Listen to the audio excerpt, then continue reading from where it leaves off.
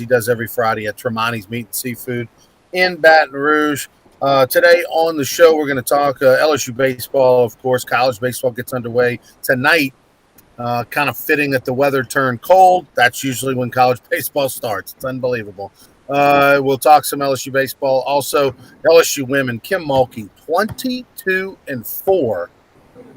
I mean, this is a team that won 9 games a year ago, and nobody even knew the skill. Nobody cared. I didn't care. You didn't care. You didn't know what the record was. Here we are, 22-4, and they've sold over 12,000 tickets for Sunday's game against a ranked opponent. That's amazing. We'll talk about that. LSU men's basketball on the hardwood tomorrow on the road at South Carolina, 2:30 tip. No line yet from meatandpotatoesusa.com. That'll be sometime this afternoon. Major League Baseball, normally pitchers and catchers would be doing their thing. Position players would have showed up by now as well, and we'd be days away from some exhibition games getting underway in Major League Baseball. That's not happening. All of them are at home. Many of them are around Baton Rouge and Louisiana because they have not left to go to spring training. So it's a crazy year. We'll get you updated on that and some other NFL news. But first, Tommy, I want to talk LSU women's hoops. You know, when would LSU women's hoops lead the show? But that's the case. 22-4. It's just amazing. It's just amazing. And they're going to have a sellout, a paid sellout. This isn't a Pack the PMAC promotion. They're on their way to having a paid sellout on Sunday night. Yeah, it's amazing what Kim Mulkey has done in such a short period of time. I think everybody thought she would get it going, push it in this direction, but nobody thought this fast. Now, there's still some ground to cover, and we'll see what happens in the postseason. But it just shows that, you know, the mindset that she changed, the players she brought in, her staff, and the excitement she has put into this program. And she's putting it in 24 hours a day. Like you got the text last week. She's talking to people, and she's out and about. She's in the community big time. And it's really a remarkable story, the turnaround of this program. But then you shouldn't be surprised because it's Kim Mulkey. Again, right. How fast it happened, that's a part of a surprise. It's a good surprise. And, man, it's just a good time for LSU women's basketball. No, it's super impressive. You know, I mean, before this season, Tommy, I didn't watch or go to an LSU women's basketball game in years. I mean, honestly, you know, a whole game, probably 6+ years before I literally cared or watched. I think the last game I went to prior to this year was a NCAA tournament game, like a Sweet 16 game or a round 2 game at home at PMAC years and years ago. So that now we're talking about LSU women's basketball. Now we know when they play. Now we know, you know, their record, and it's amazing. And they're on their way to probably hosting a regional. You know, they're going to finish with a good enough record to probably host a regional, which is really neat.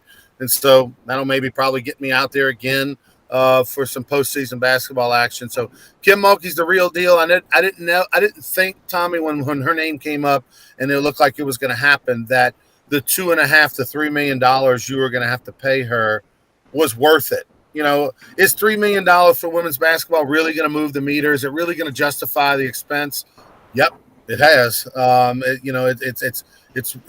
It's made back the money, but then also what she does off the court with fundraising and TAF and just the excitement and enthusiasm. It's exactly a breath of fresh air what LSU athletics needed at the time, Tommy, with everything going on with the Title IX and the lawsuit and all that with the school.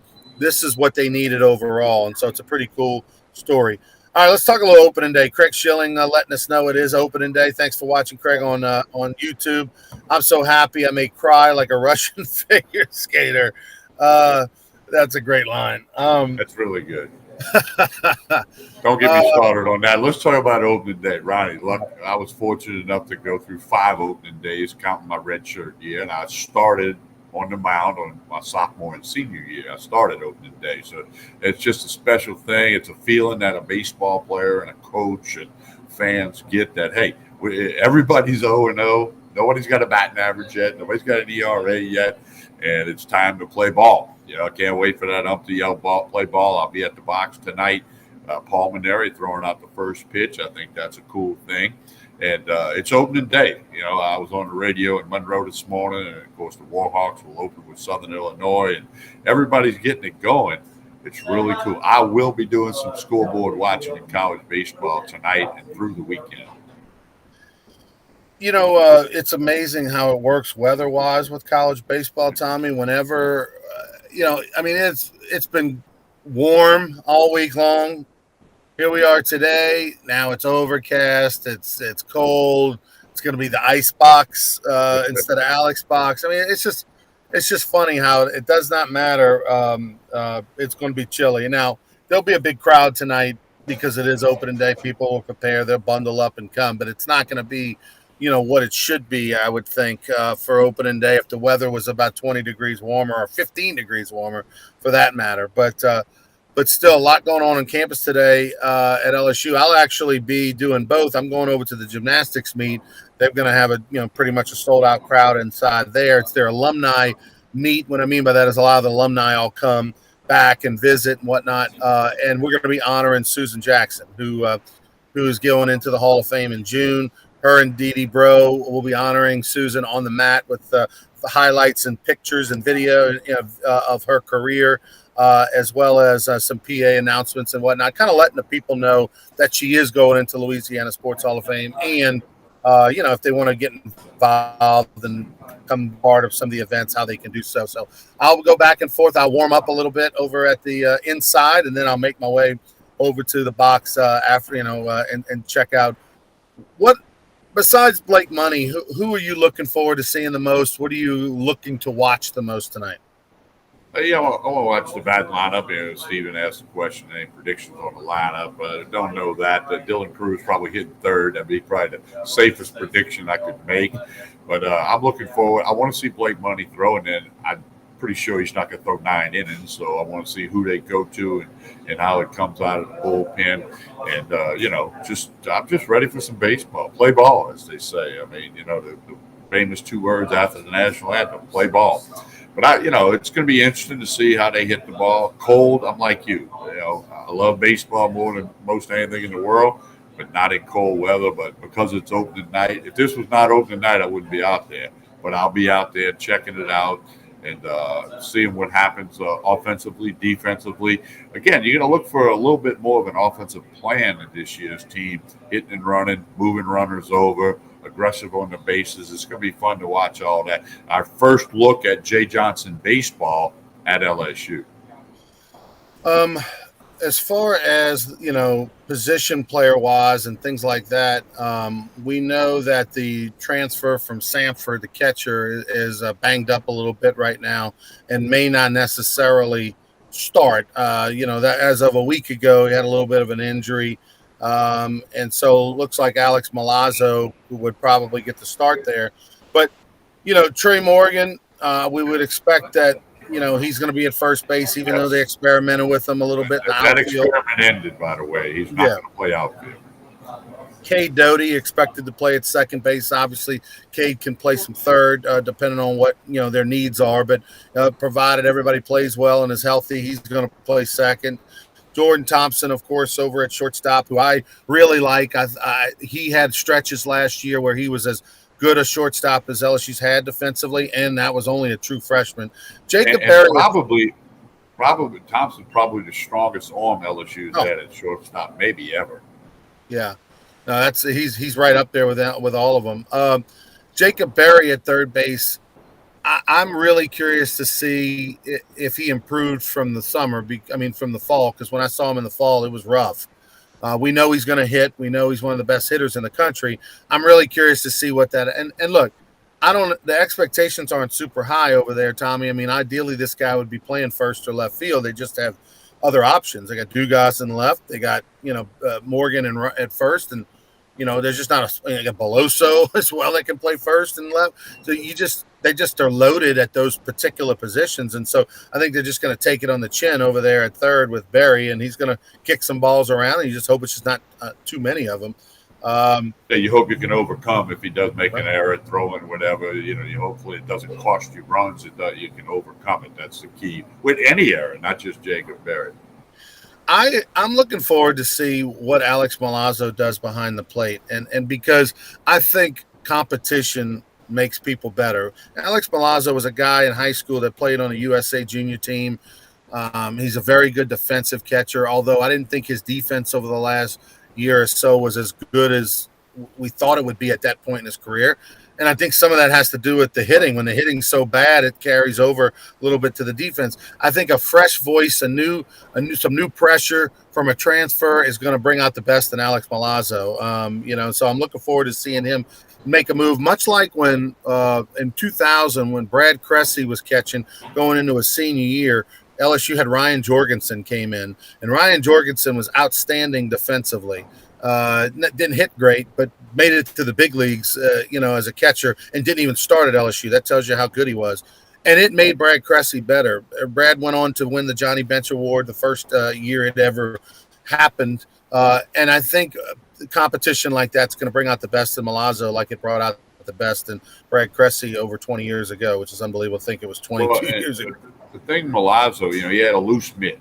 By that I mean, he doesn't stick. He wasn't sticking the ball. He doesn't receive it well. He's got a good arm, so hopefully that got all cleaned up with the new coaching staff. But he's got to get rid of that loose mitt because that makes a big difference on the calling the balls and strikes over the course of the game. Outfield, Dugas, and if it ain't broke, don't fix it. He had an amazing year last year and played a much better defensive left field than people thought. Dylan Cruz moving to center, expected to be the center fielder, is really the surprise. I would have thought at this phase you'd keep Cruz in right. He's got a big time arm, an excellent right fielder, and DiGiacomo gives you the most range in center. DiGiacomo didn't have a great fall per se. We'll see if whatever the lineup is tonight is going to change. They got too many talented players. They're going to be some shuffling of the deck a little bit, particularly in right field. I think in center field there may be some opportunity depending on how DiGiacomo does, or for him to move in there and move Cruz to right, or who's going to play right field. You got so many guys out there that could do that. So infield, if Barry doesn't kick it too bad, is pretty set. Right field, center field could be the only thing that moves around a little bit for LSU. But DiGiacomo is the best center fielder they have as far as going and getting balls. Well, and Maine's scheduled to throw 3 right-handers. Now, obviously, I'm sure they got a lefty in the pen or two. And don't leave Drew Bianco out. He's going to get it in the mix. And I agree with you. I think Coach Johnson will change a few things up during the course of the weekend. I don't think it'll be the same 9, for 27 innings, for 3 games. I really don't. By the way, Ronnie, I learned this yesterday or the day before. The first ever win for LSU in Omaha came against Maine back in 1986. First win they ever got was against the Maine Black Bears. And that's when Maine, obviously they were in Omaha, they were pretty darn good. But LSU's 6-1 all time against Maine. But the first win, now they've had a lot of wins since, but it was against the Maine Black Bears. I didn't know that until I read it the other day. Yesterday, Todd Walker tweeted out how he remembers the story back in 1992, how Coach Bertman told the team, which I was a part of, hey guys, Maine, they've been inside locked up for a year, for months or whatever. And, so, they've been locked up for months and whatnot. And so they're going to come out with their hair on fire, opening day and all that kind of stuff. Well, he was right. They came out with their hair on fire. They beat us, I think Todd said 12-5 on that Friday. But then Skip predicted, they're going to win on Friday, but we'll win the next 2. Because the motivation and is going to wear off, and they can't. That's exactly what happened. Unfortunately, the guy who took it on the chin was me in that loss, 12-5. You got the L? I got the L, got the start, got the L. It was the worst outing of my college career. And, Tommy, what was interesting was I wound up befriending a player on the Maine team, and we ended up swapping T-shirts. Like I gave him an LSU baseball T-shirt. He gave me a Maine baseball T-shirt. And I wore that Maine baseball T-shirt under my uniform every game the rest of the year when I knew I was going to pitch, just kind of as a motivational reminder. Is the picture that's on the wall at the Bruley walk-ons, was that taken against Maine? Since you threw that high and away, I'm thinking that might have been when they snapshotted that. It was, by the way, speaking of the Bruley walk-ons, I did get confirmation yesterday Buzzy Heidel will join us at the Bruley Walk-Ons at some point during the show. Don't know if he'll be there for the full 2 hours, but he'll be there tomorrow at the Bruley Walk-Ons for Sports Church Radio, 10 to noon. And, of course, you can check it out on 104.5 or 104.9 ESPN in Baton Rouge, or download the app and listen to us anywhere. So read that trivia question. I got a trivia question. That's got to be a trivia general. Who is the only LSU pitcher to have a loss to the Maine Bears? You opened the door, sir. Is it bad for me to say I'm kind of pulling for an L this weekend? Just one. Let's win the series. We'll have to ask Skip for the prediction. That goes out. We'll do radio Sunday night with Skip. We'll talk all about baseball. TBD can pick up the L on Sunday. LSU win the series. TBD take the L. By the way, Maine was really good back then. I'll give you credit. They were one of the top programs in the country. I don't think in '92 they were that great, but who knows? I don't remember. I just remember it was like our third week of the season, and it was like their first. That's all I remember. All right, so tomorrow LSU basketball, Sunday LSU women.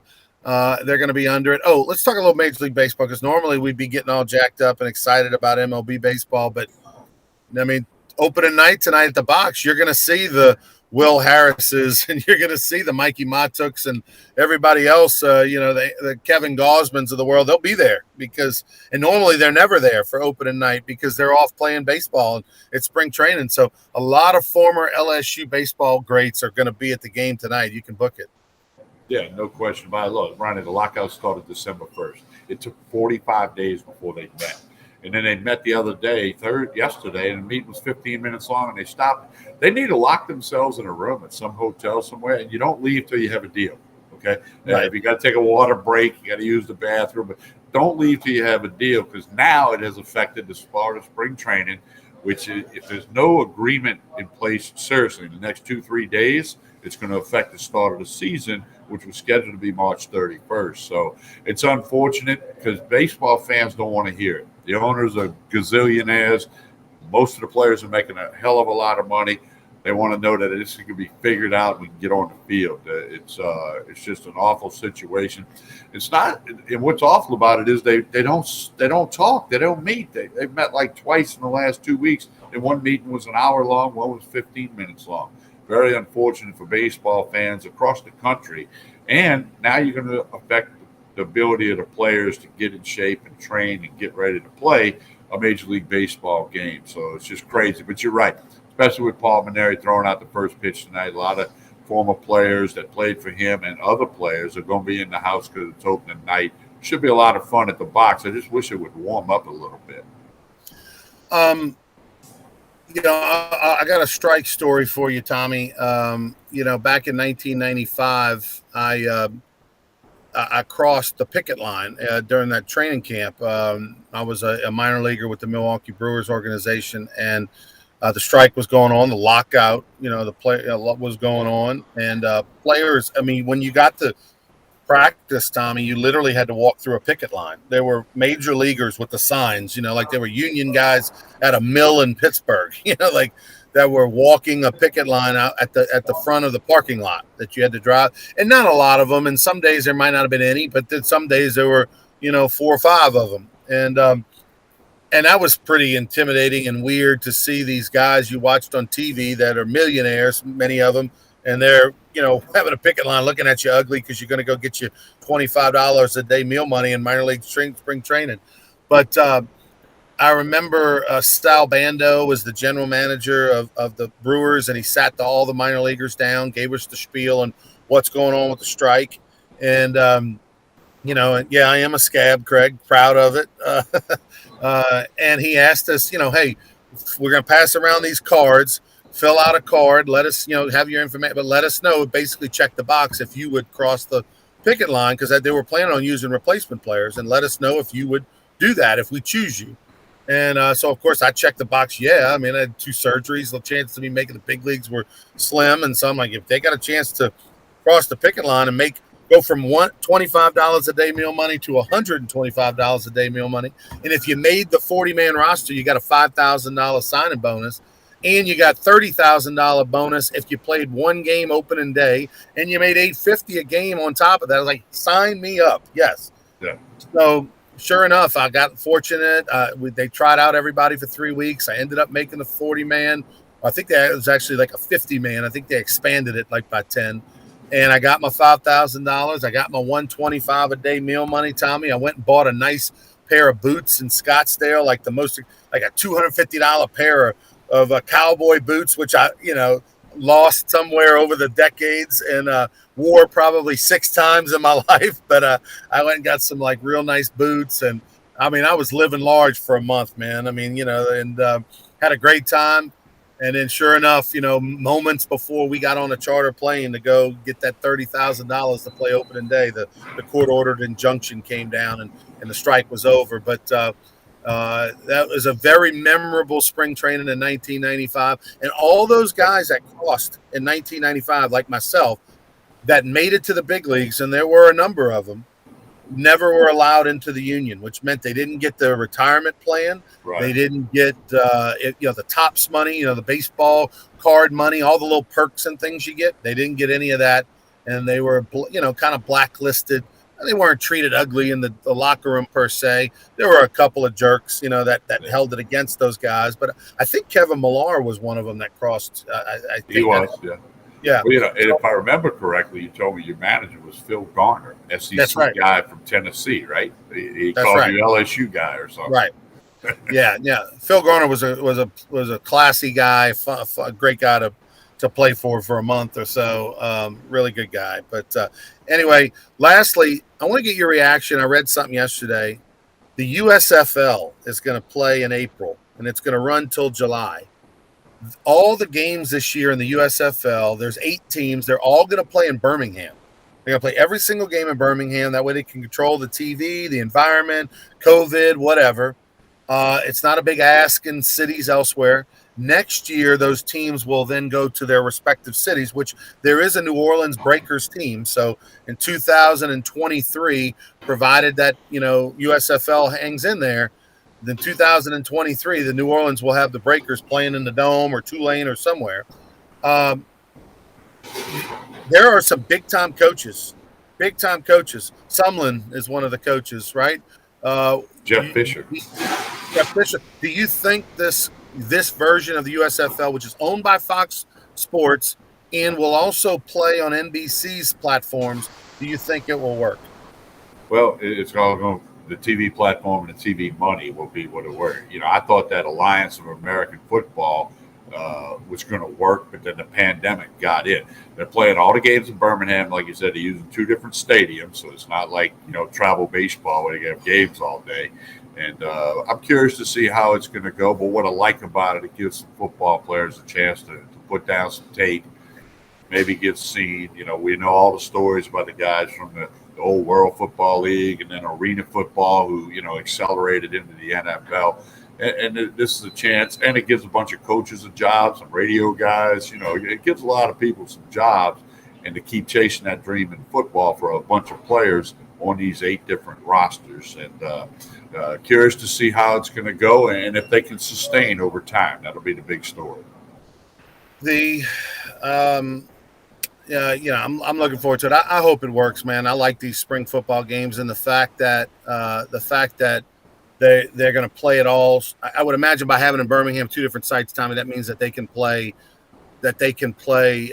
multiple days of the week, right? It's not just going to be Sunday or something like that. Or you could play maybe Saturday and Sunday, 2 games each day, something like that, to where you kind of dominate the TV market. So that'll be good stuff. All right, we're back on. Hey, Ronnie, what could help is if there's no Major League Baseball, people are going to turn on the USFL. So that there's a factor there. If there's no baseball to watch, sports fans want to watch something.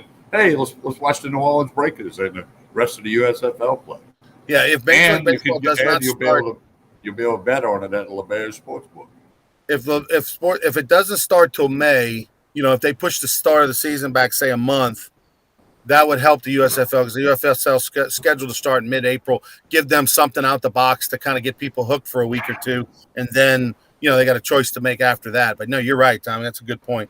Tell us about Tremonti's. Hey, Tremonti's Meat and Seafood today. This lunch specials: fried catfish with the crawfish etouffee poured over the top, barbecue ribs for lunch tomorrow. Not going to be open Monday. They're going to go to a new schedule here, not be open on Sundays and Mondays, but back open Tuesday morning. Crawfish are coming soon. Any kind of catering job for the office, the family. You want some tailgating food? Go tailgate for LSU baseball. Tremonti's Meat and Seafood. Connect with them on Facebook and Instagram. Jefferson Highway, right down the street from Parkview Baptist Church and School.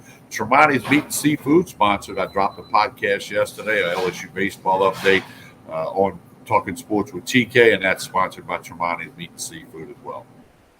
Let's see. Chance saying, do y'all remember how exciting it was when the Breakers were like 6-0?